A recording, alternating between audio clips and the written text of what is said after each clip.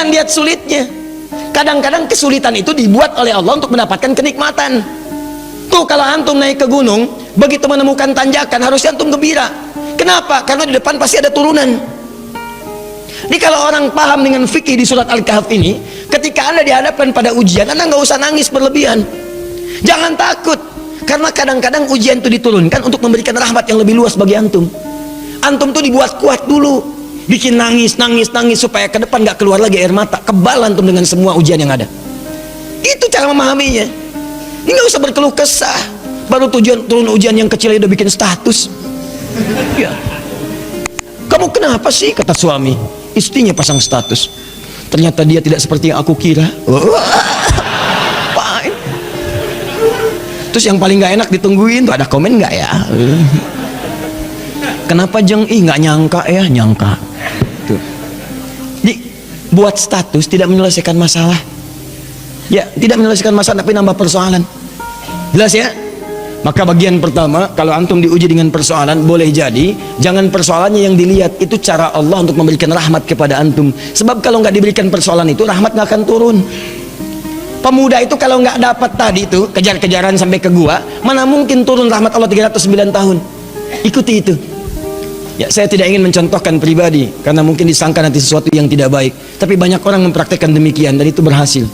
Coba lihat, antum kenal Buya Hamka? Kenal.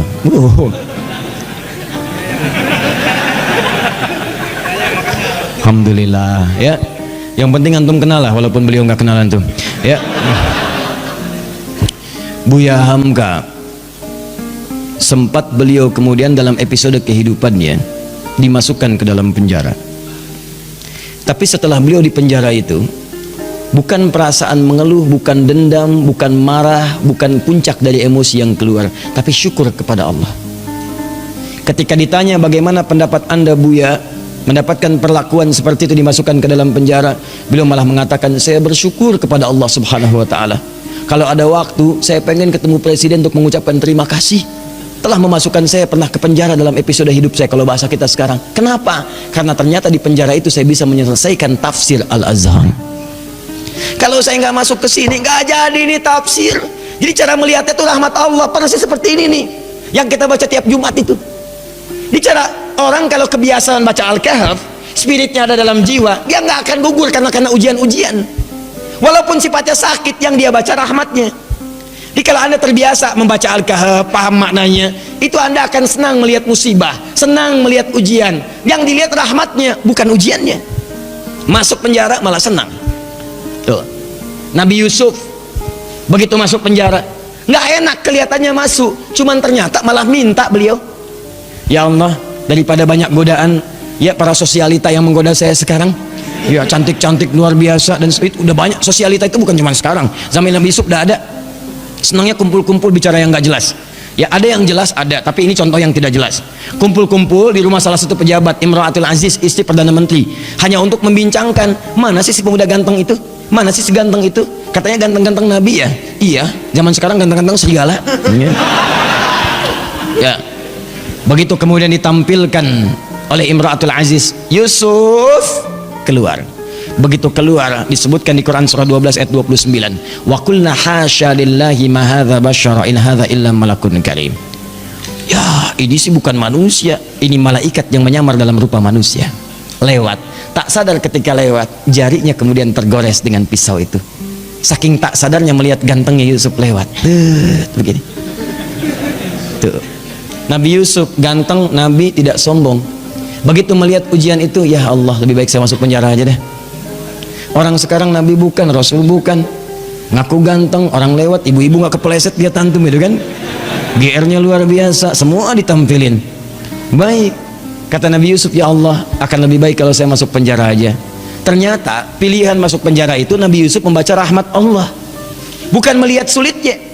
Lewat penjara itulah kemudian beliau bertemu dengan seseorang yang narapidana, dihukum di situ, kemudian bermimpi. Lewat mimpi itulah ternyata minta takwil ke Nabi Yusuf karena dilihat orang baik, orang soleh. Ditanya apa ini maknanya, dijawab oleh Nabi Yusuf. Ternyata jawaban itu yang mengantarkan beliau mendapatkan posisi jabatan di pemerintahan.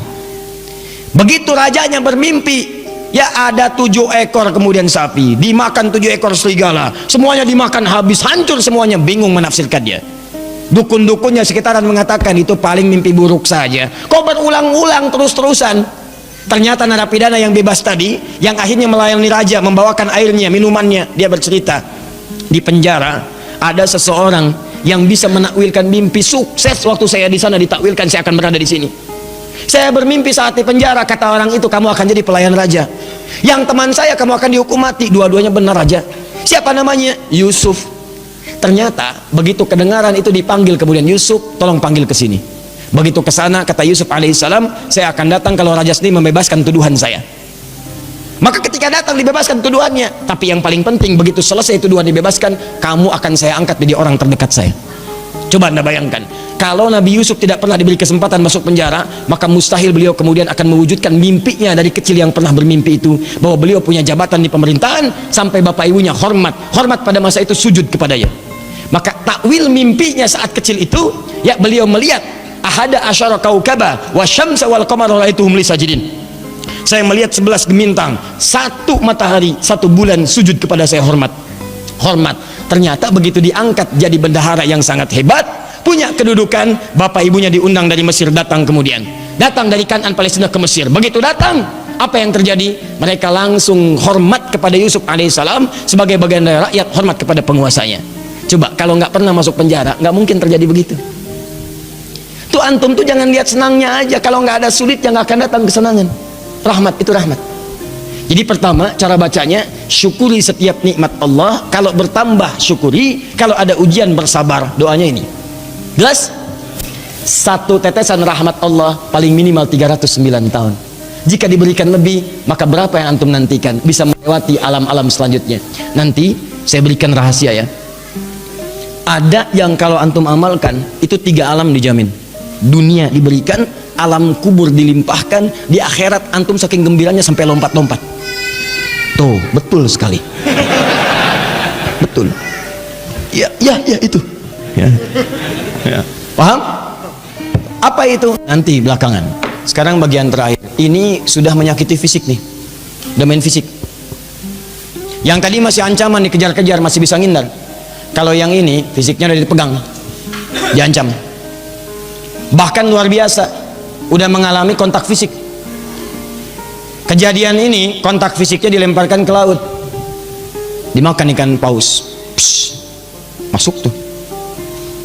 Saya mau tanya pada antum, kalau masuk ke perut ikan paus, sempit atau luas?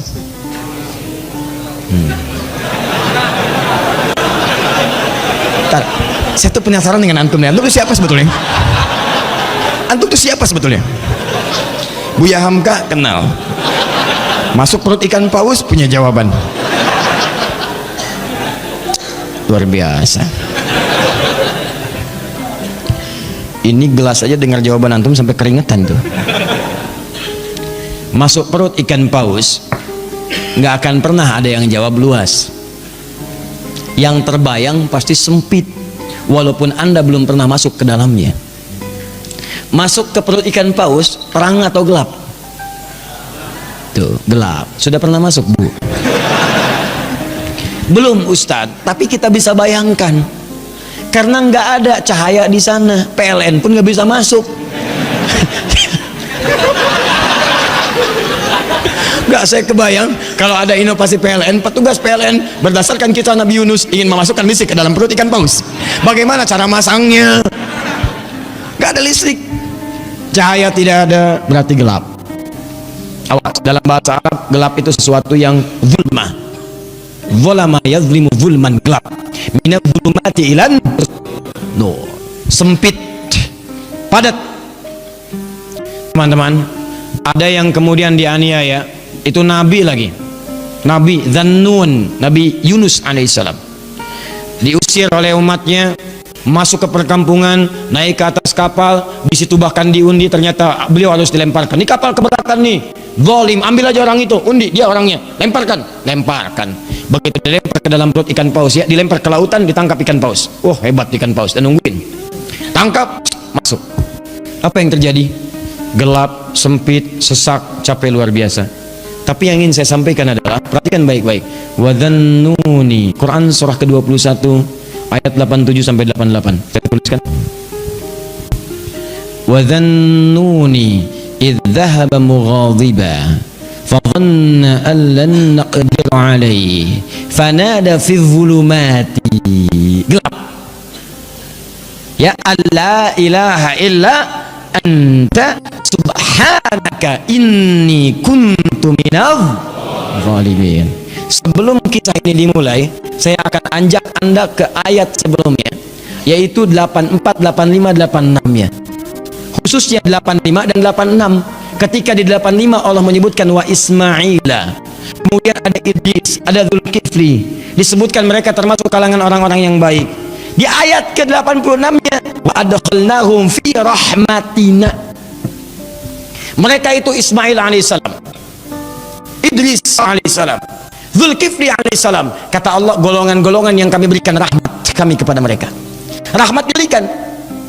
Dan menariknya ketika menyelesaikan ayat 86 ini, masuk ke 87 pakai wawu, wadhannuni, wawunya wawu ataf. Saya ajarin ilmu nahu sebentar ya. Di ilmu nahu itu begini, kalau ada kalimat, kemudian pakai wawu, maka hukum kalimat setelah wawu ini diikutkan pada sebelumnya. Ya, misal saya contohkan begini, Zahaba Kevin wa Stephen wa Edward ilal masjid. Ya, kita ganti namanya sedikit supaya agak sedikit milenial. Kevin, Stephen dan Edward pergi ke masjid. Ya, mereka berangkat ke masjid, muslim. Ya, masuk Islam, kemudian sholat, berangkat ke masjid. Kevin, Stephen, Edward. Ada satu orang lagi yang belum disebutkan, belakangan disebutkan, wa Asep misalnya. Kenapa ketawa? Ya, sekarang kan nama-nama tertentu membuat bahkan pendekatannya agak beda. Ya, dalam bahasa Arab itu tukhalif tu'raf. Kalau kalian pengen dikenal atau pengen dapat sesuatu, ada cara yang kedua selain berbuat kreasi yang bagus, yaitu sedikit nyeleneh. Maka mulai kemudian nama dibeda-bedakan. Ya, Asep Golok, Edi Samurai gitu kan, Atta Halilintar ya dan sebagainya, itu macam-macam lah. Ya. Nah, misal Zahaba Kevin wa Stephen wa Edward wa Asep. Ya. Nah, ini ilal masjid, disebutkan ke sini ilal masjid wa Asep. Maka Asep di sini itu sama-sama pergi ke masjid bersama tiga orang ini. Diikutkan hukumnya. Di ayat 86 wa Ismaila, kemudian ada Idris, ada Dzulkifli. Di ayat 86-nya, 85 disebutkan orang-orangnya, 86-nya wa adkhalnahum fi rahmatina. Orang-orang yang kami sebutkan tadi kami berikan rahmat Allah. Kami masukkan mereka dalam rahmat kami. Rahmatina. Tiba-tiba ayat 87-nya wa dhannuni pakai wawu. Dan di antara mereka juga ada yang lain selain yang mereka dapatkan ini. Selain Ismail, selain Idris, selain Dzulkifli alaihissalam yang mendapat rahmat kami, ada nabi berikutnya yang ingin kami kisahkan. Siapa itu? Dhannun. Dhannun juga mendapatkan rahmat kami. Begitu cara memahaminya. Di ayat 87 ini jangan pisahkan di ayat 86. Ada orang-orang yang pernah mendapatkan rahmat kami, ini orang-orangnya. Selain mereka ada lagi. Siapa itu? Wa dhannuni. Demikian juga dengan Dhannun, Nabi Yunus alaihissalam.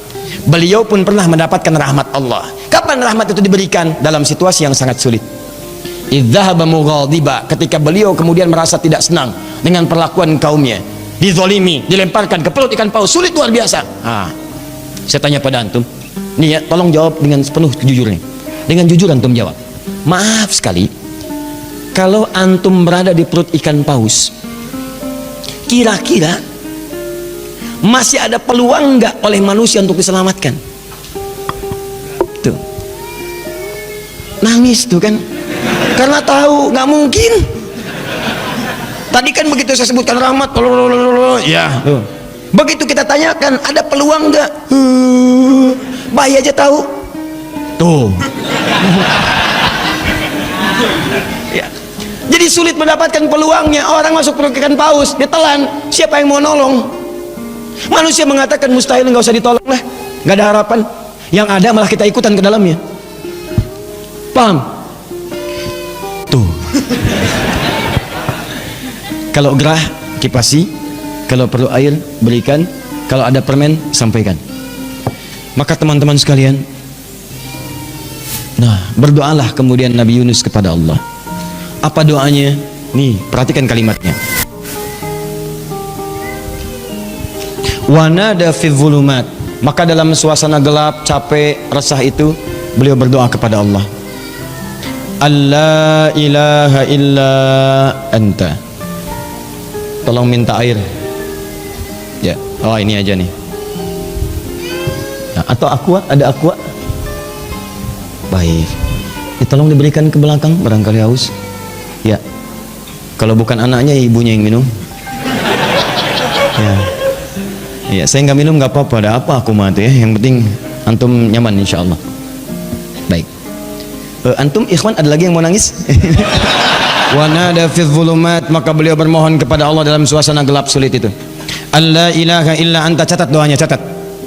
Kalau antum sedang dizalimi orang secara fisik, diancam, dimacam-macam, bahwa proyek antum diambil orang, kelihatannya zalim aja. Maka dalam suasana gelap itu Nabi Yunus bermohon kepada Allah. Gelap, sempit, capek, sulit. Allah ilaha illa anta. Dimulai dari sini. La ilaha illa anta subhanaka inni kuntu minadh. Catat doanya, dimulai dari la ilaha illa anta. Kalau yang tadi dimulai dari Rabbana atina min ladunka rahmah. Kalau yang ini dari la ilaha illa anta. Anda bisa mulai dengan kalimat Allahumma la ilaha illa anta, atau Rabbana la ilaha illa anta, jadi doa. Subhanaka inni kuntu minadh zalimin. Anda tahu apa yang terjadi? Begitu doa ini dipanjatkan, turun jawaban Allah. Apa jawabannya? Ayat 88. Fastajabna. Lihat kalimatnya. Fastajabna. Maka kami jawab dengan cepat doa Nabi Yunus itu. Pakai fa. Saya sering terangkan fa. Huruf sambung tanpa jeda. Begitu selesai berdoa, turun jawaban. Tapi Allah bukan mengatakan fa'ajabna, fastajabna. Pakai ista. Ingat pertemuan lalu? Kalau ada ista berarti ada tuntutan, amalkan dulu ininya baru kami berikan jawabannya.